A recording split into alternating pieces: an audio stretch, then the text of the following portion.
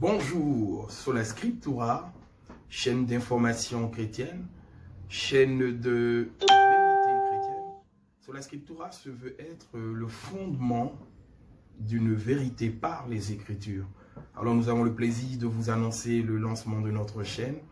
Nous espérons vraiment par la grâce du Seigneur que beaucoup de frères, de bien-aimés, et de ceux même qui ne connaissent pas le Seigneur, prendront plaisir à suivre nos émissions, prendront plaisir à écouter nos débats avec les différents invités que nous aurons.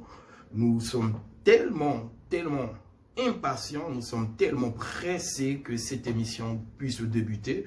Tout est fin prêt, nous avons mis en place une forme, un plateau de communication. Nous avons déjà une grille de programme qui va donner à beaucoup de pouvoir comprendre une certaine vérité qui sort de l'Église. Nous voulons simplement dire que Sola Scriptura, qui signifie simplement, qui signifie la vérité par les Écritures, qui signifie seulement l'Écriture. Nous ne pouvons rien faire sans les Écritures, nous ne pouvons rien faire sans la vérité de la Bible. Le Seigneur nous a donné la Bible afin que ce soit le fondement de notre marche chrétienne.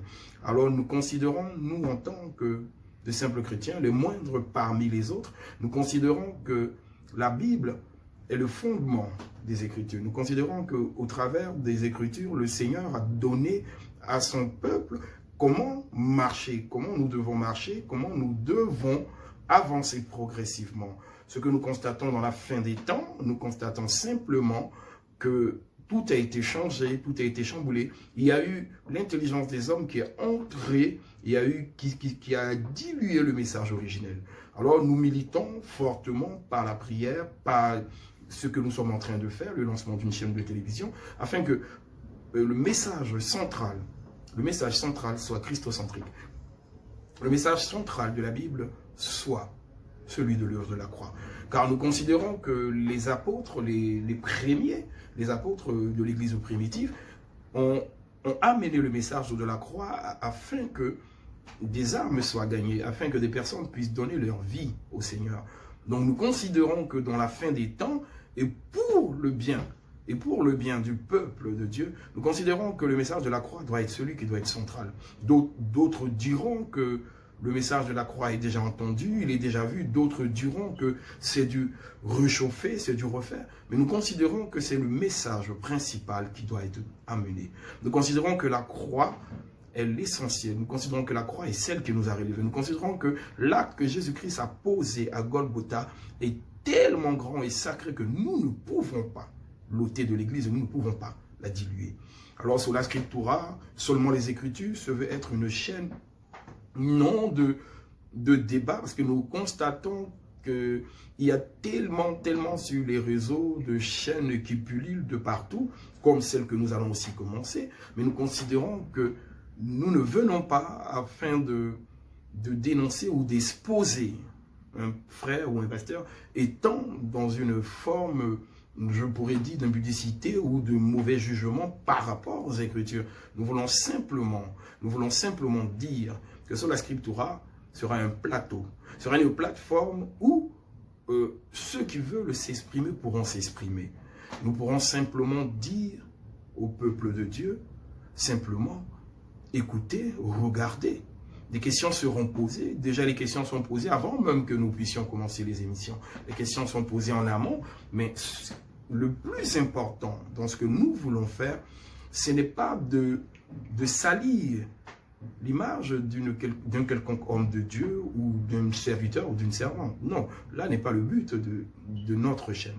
La chaîne que Dieu nous a mis à cœur de pouvoir faire, qu'il a fait la grâce que nous puissions la monter, ça veut être en fait un plateau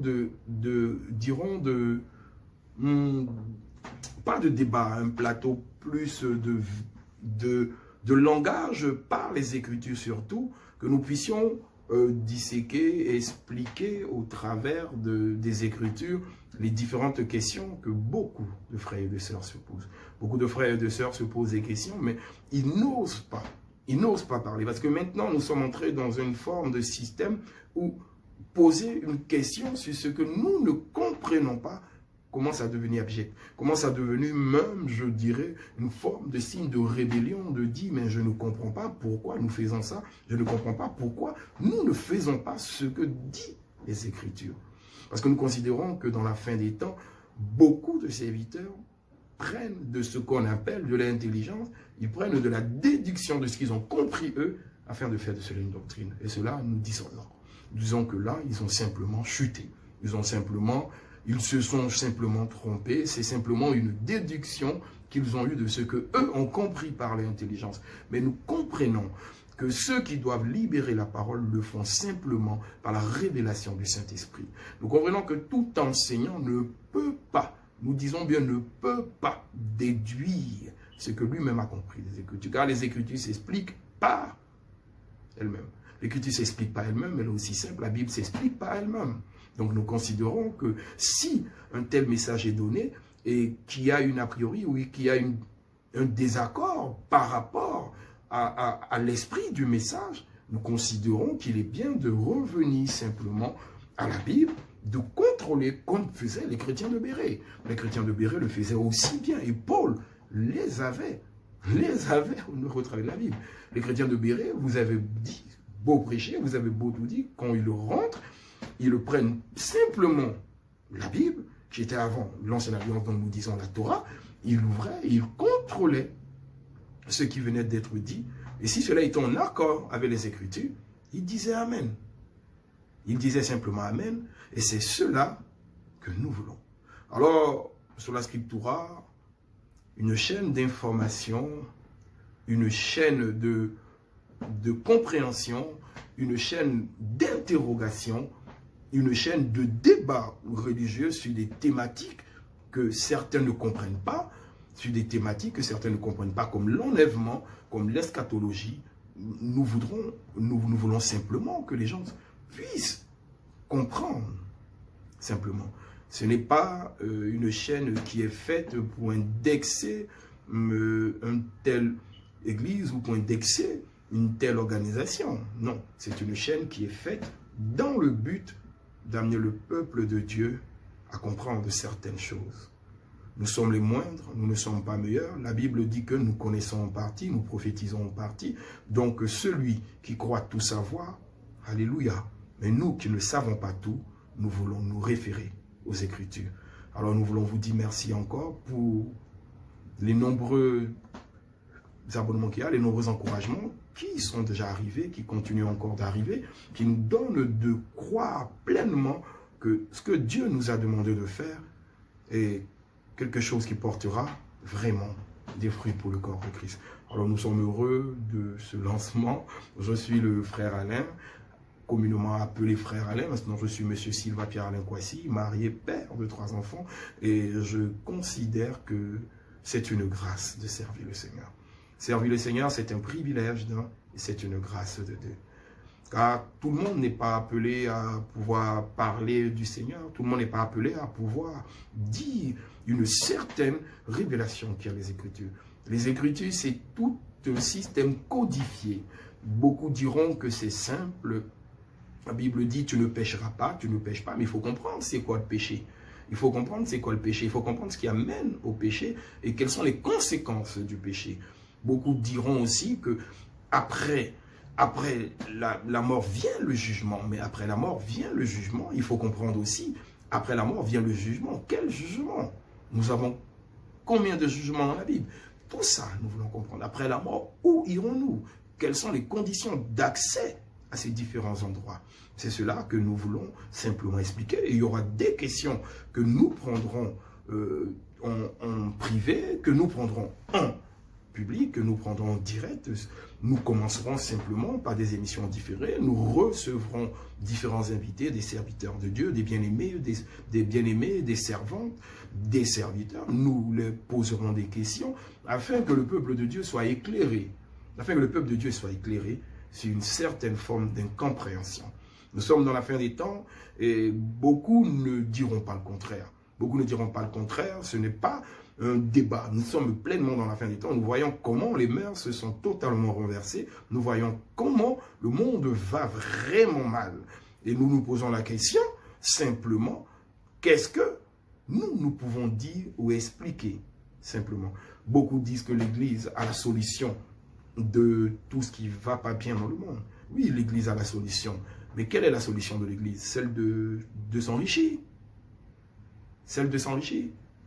Non, nous considérons que non. Nous considérons que la solution de l'Église, c'est simplement d'amener l'amour. La solution de l'Église, c'est simplement amener une forme de vérité.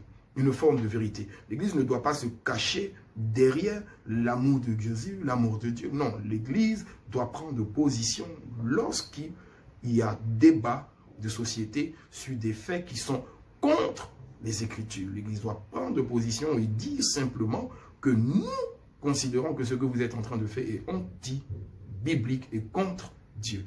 Alors nous remercions encore tous ceux qui nous suivront, nous remercions encore tous ceux qui, comme nous disons chaque fois, voudront bien accepter ce que nous disons des Écritures, car ce sera contrôlé, car toute émission sera faite sur la base, sur la preuve des Écritures, car nous voulons rester scripturaires. Nous ne voulons pas sortir des Écritures aucune déduction. Alors nous disons encore merci. Merci à tous ceux qui nous encouragent. Merci à ceux qui prient pour nous dans le secret, afin que ce que nous sommes en train de commencer, cette œuvre que Dieu nous donne de pouvoir commencer sur la Scriptura TV, soit vraiment un pont de retour, nous dirons, de retour vers une certaine vérité.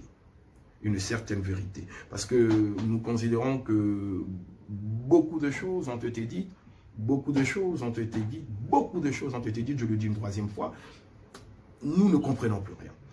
Nous échangeons avec beaucoup de frères et sœurs qui ne comprennent plus rien, ils ne comprennent vraiment plus rien. Ils ne comprennent plus rien, ils ne savent pas si il faut suivre les hommes, si il faut suivre Dieu. Voici la question, c'est là la question. Faut-il suivre ce que disent les hommes? Faut-il suivre ce que dit le Seigneur? Et nous considérons que, aussi simple que cela est, la question est posée, mais aussi simple qu'est la réponse. Nous ne pouvons que suivre le Seigneur. Nous ne pouvons et nous ne voulons que suivre le Seigneur. C'est pour ça que nous disons solus Christus. Solus Christus qui veut dire seulement Jésus-Christ. L'œuvre de la croix est le pilier de l'Église. L'œuvre de la croix est le pilier de l'Église de Jésus-Christ de Nazareth. C'est son Église, il a dit à Pierre, sur la pierre de la révélation que tu es devenu, je bâtirai mon Église. Nous sommes dans un pronom personnel. Il a dit mon Église, il n'a pas dit votre Église, il a dit mon Église. Alors nous considérons que si son Église doit être bâtie sur le fondement que lui-même a posé, c'est-à-dire la pierre qu'il est lui-même et qui est la parole, nous ne pouvons pas, nous sommes désolés de le dire, nous ne pouvons pas bâtir en dehors de la parole de l'Éternel. Alors Sola Scriptura vous dit encore merci pour vos prières, nous sommes heureux, nous sommes dans la joie, nous sommes contents d'appartenir au peuple de Dieu, nous sommes contents de faire partie du troupeau céleste et nous disons que ce que Dieu commence, il achève. Il a dit dans le livre de Jérémie, je veille sur ma parole afin de l'accomplir, afin qu'elle se réalise. Alors nous considérons que dans cette fin des temps, le Seigneur a parlé et ce qu'il a dit, il accomplira. Ce qu'il a dit, il accomplira. Sola Scriptura trouvera écho. Que tu veuilles, que tu ne le veuilles pas. Sola Scriptura trouvera ton cœur. Et la vérité émanera. Dans le livre de Jean, dans le livre de l'apôtre Jean, l'évangile selon Jean, il est simplement dit. Nous sommes au chapitre 8, verset 32, il est dit, tu connaîtras la vérité et la vérité t'affranchira. Tu connaîtras la vérité et la vérité t'affranchira. Nous vous remercions pour votre patience à nous écouter. Nous vous remercions encore et encore et encore pour l'amour que vous nous donnez. Que le nom de Jésus-Christ soit élevé, que le nom de Jésus-Christ soit célébré, que le nom de Jésus-Christ soit magnifié. Merci encore, nous vous disons nous vous aimons énormément.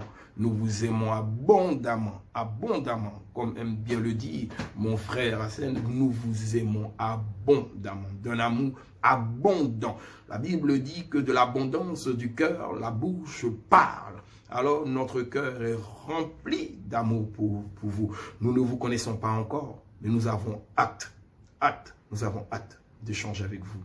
Que le nom de l'Éternel soit béni, que le nom de Jésus-Christ de Nazareth soit béni, et que là où vous êtes, recevez pleinement notre amour. Recevez encore la chaleur de nos paroles encore dans vos maisons. Nous sommes heureux de commencer cette œuvre avec vous. Merci encore au Seigneur pour la grâce qu'il nous fait, nous, les moindres des serviteurs, de pouvoir parler en son nom. Nous ne cherchons pas à faire un buzz, comme les gens disent.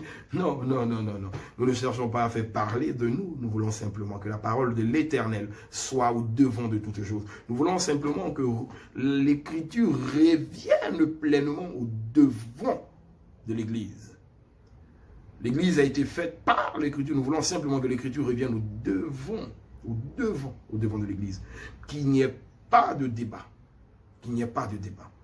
Des interprétations quelconques, différentes modes de compréhension. Non, nous voulons simplement, par les Écritures, contrôler toutes choses. Alors nous vous remercions encore. Que le Seigneur vous bénisse et que le nom de Jésus-Christ soit élevé. Et nous disons haut et fort, la croix reste debout.